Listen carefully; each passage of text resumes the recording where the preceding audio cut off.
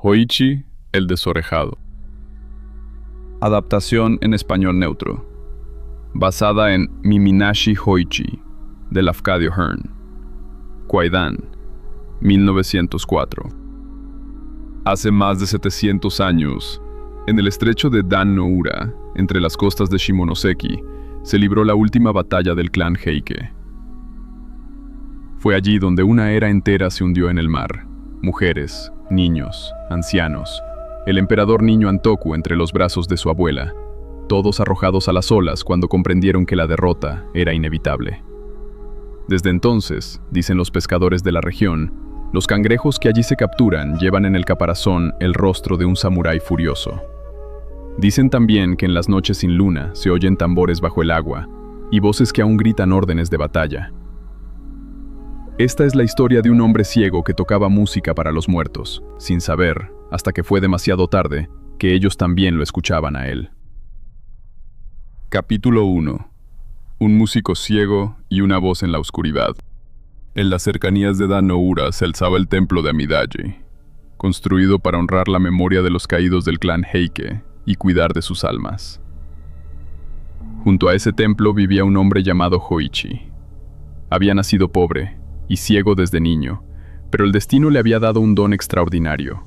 Tocaba el biwa, ese laúd de 4 cuerdas, con una maestría que pocos videntes podían igualar. Y cuando cantaba el Heike Monogatari, el largo poema que narra el ascenso y la caída del clan Heike, su voz alcanzaba tal intensidad que quienes lo escuchaban decían sentir la presencia de los espíritus mismos, llorando sobre sus propias tumbas.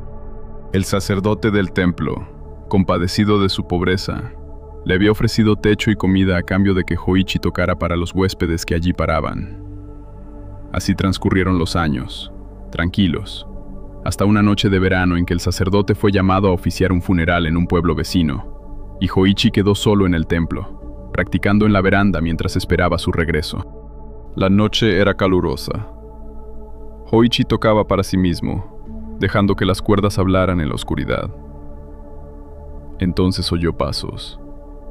Pasos pesados, deliberados, que se acercaban desde el jardín y se detenían justo frente a él. «Hoichi», dijo una voz, grave, autoritaria, como la de un hombre acostumbrado a que sus órdenes se cumplieran sin pregunta. Hoichi, sobresaltado pero cortés, respondió: «Aquí estoy, pero soy ciego y no puedo saber quién me habla». «Mi señor se hospeda cerca de aquí», contestó la voz. «Un hombre de alto rango, que viaja acompañado de su séquito. Ha llegado a este lugar para contemplar el escenario de la batalla de Dan no Ura, y hoy, al oír hablar de tu talento, deseo escucharte. Toma tu biwa y sígueme, mi señor te espera».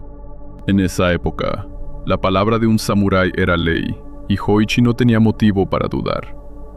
Se calzó las sandalias, tomó su instrumento, y siguió aquella mano firme que lo guiaba, sin poder ver el camino, sin poder ver quién lo conducía, confiando ciegamente, en el sentido más literal, en un desconocido que había aparecido de la nada en mitad de la noche.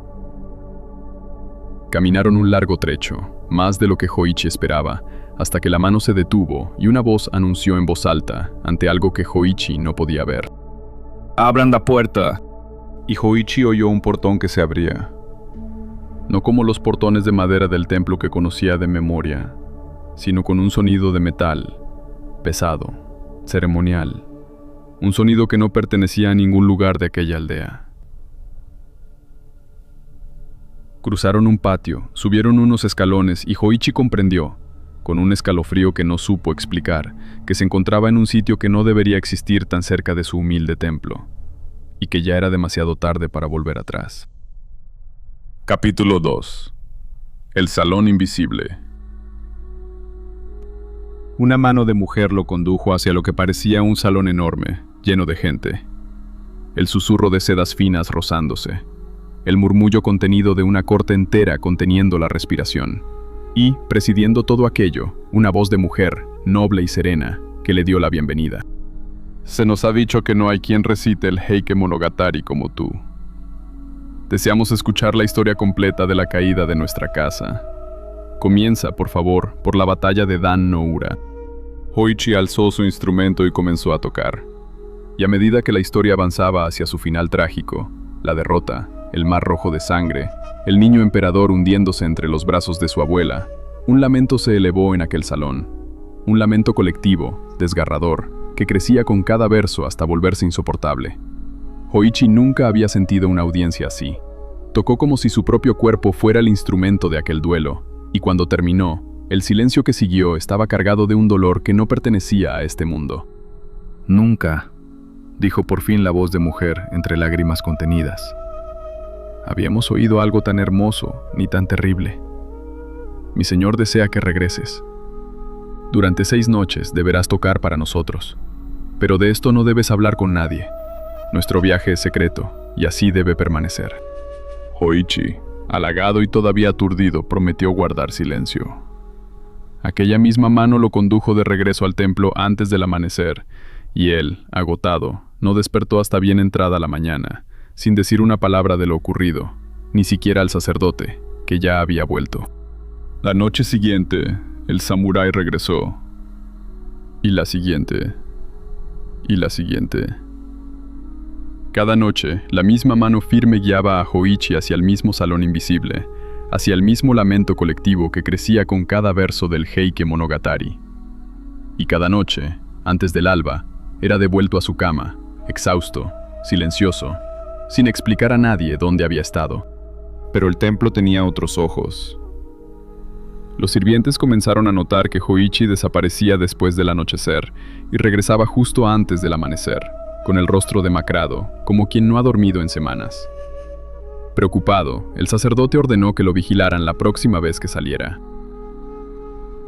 Nadie en el templo imaginaba lo que estaba a punto de encontrarse bajo la lluvia. Esa misma noche, 2 sirvientes con linternas siguieron a Hōichi cuando éste, biwa en mano, cruzó solo el jardín del templo y se internó en la oscuridad, caminando con la seguridad de quien conoce cada paso del camino. Lo siguieron a través del cementerio del templo, entre las lápidas que honraban a los caídos de Dan no Ura, y entonces, entre la lluvia y el viento, las linternas temblorosas se alzaron hacia algo que ninguno de los dos esperaba ver. Capítulo 3. Entre las tumbas. Sentado solo, frente a la tumba del emperador Antoku, rodeado de decenas de fuegos fatuos, esas llamas azuladas y frías que los antiguos llamaban fuego de los espíritus, Hōichi tocaba el biwa, con los ojos ciegos vueltos hacia el cielo, cantando el lamento de Dan no Ura, ante un público de piedras funerarias, como si aquellas losas fueran la corte más noble del país. No había salón, no había señor, no había dama de compañía, solo Hōichi, la lluvia, las llamas frías y las tumbas de un clan entero, muerto hacía 700 años. Los sirvientes gritaron su nombre y lo sacaron de allí a la fuerza, empapado, temblando, sin poder explicar cómo había llegado hasta ese lugar. De vuelta en el templo, el sacerdote escuchó el relato completo, y su rostro se ensombreció. Hōichi, le dijo, has estado tocando para los muertos.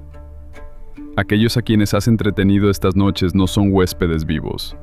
Son los espíritus del clan Heike, que aún esperan en sus tumbas, atrapados por la derrota que nunca aceptaron. Y si sigues obedeciendo su llamado, terminarán por reclamarte para siempre. Hōichi sintió que el suelo se abría bajo sus pies.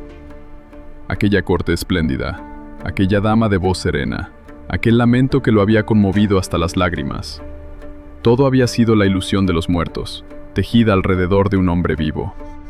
Esta noche parto de viaje una vez más, y no puedo quedarme a protegerte, continuó el sacerdote. Pero antes de irme, haré lo que esté en mis manos. El sacerdote y su asistente desnudaron el torso, los brazos, las piernas y el rostro de Hōichi, y con pinceles cargados de tinta sagrada comenzaron a escribir sobre toda su piel el texto completo del Sutra del Corazón, carácter por carácter, cubriendo cada centímetro visible de su cuerpo, mientras afuera la luz del día empezaba a desvanecerse más rápido de lo que ninguno de los dos hubiera querido. Esta noche, cuando el samurái venga a buscarte, permanece inmóvil y en silencio, le explicó el sacerdote, con el pincel aún en la mano y la voz apremiada por el tiempo. No respondas a su llamado, sin importar lo que oigas o sientas. El sutra escrito sobre tu piel te hará invisible a sus ojos. Si logras resistir sin moverte ni hablar, el peligro pasará. Dicho esto, el sacerdote y su asistente recogieron sus pinceles a toda prisa y partieron, sin tiempo siquiera de revisar una última vez su trabajo, dejando a Hōichi sentado, solo, en la veranda, con el cuerpo cubierto de escritura sagrada de la cabeza a los pies, y sin que nadie, ni siquiera Hōichi, supiera con certeza si habían alcanzado a cubrir cada rincón de su piel antes de que cayera la noche. Capítulo 4. El error. La noche cayó, y con ella, los pasos. ¡Hōichi!, llamó la voz, tan grave y firme como siempre. Hōichi no respondió. No se movió. Contuvo el aliento como el sacerdote le había ordenado. «¿Hōichi?», repitió la voz, y esta vez había en ella una nota de extrañeza. Los pasos se acercaron hasta quedar justo frente a él. Hōichi sintió una presencia inclinándose, buscándolo, palpando el aire a su alrededor, y contuvo cada músculo de su cuerpo para no temblar, para no delatarse con un solo sonido. «Aquí hay un biwa», murmuró la voz, casi para sí. Pero de Hōichi no veo más que 2 orejas. El sacerdote y su asistente, en su prisa, habían cubierto cada parte del cuerpo de Hōichi con el sutra sagrado. Cada parte, menos una.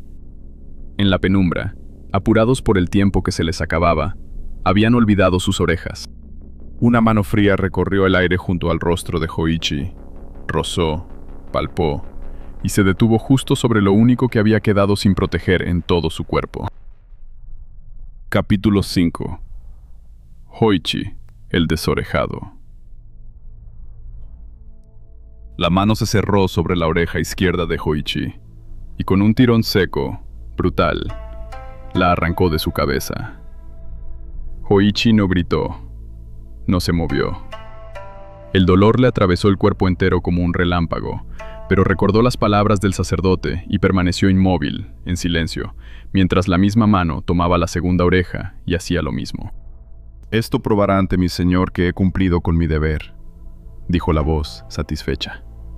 «Llevaré estas orejas como prueba de que Hōichi vino, tal como se le ordenó, todas las noches que se le pidió. En cuanto al resto de él, no queda nada que yo pueda tocar». Y los pasos se alejaron, hasta desvanecerse en la noche, y con ellos el frío que había llenado el aire. Cuando el sacerdote regresó al amanecer y encontró a Hōichi todavía sentado en la veranda, cubierto de sangre, con 2 heridas abiertas donde antes tenía las orejas, lanzó un grito de horror y corrió hacia él. «Hōichi, ¿estás herido? ¿Qué ha pasado?» Y solo entonces, liberado del silencio que se le había impuesto, Hōichi pudo llorar, temblar y contar lo ocurrido. «Fue culpa mía», dijo el sacerdote, examinando las heridas con manos temblorosas. «Confié la tarea a mi asistente y él, sin saberlo, dejó tus orejas sin proteger. Lo siento profundamente, Hōichi. El error fue mío y tú pagaste el precio». Las heridas sanaron con el tiempo, aunque las cicatrices nunca desaparecieron del todo. Y lo que había ocurrido aquella noche, lejos de asustar a quienes lo oían, se extendió como una leyenda por toda la región. Médicos y curiosos por igual viajaban para conocer al músico ciego que había tocado para los espíritus del clan Heike y había sobrevivido para contarlo, aunque hubiera dejado sus orejas en el camino. Desde entonces, dejó de ser conocido simplemente como Hōichi el músico. Pasó a la historia y a la leyenda como Hōichi Miminashi, Hōichi el desorejado. Y dicen que, hasta el día en que murió, ya anciano y célebre, jamás volvió a tocar el Heike Monogatari después del anochecer, ni una sola vez, sin que alguien más estuviera despierto a su lado. Fin.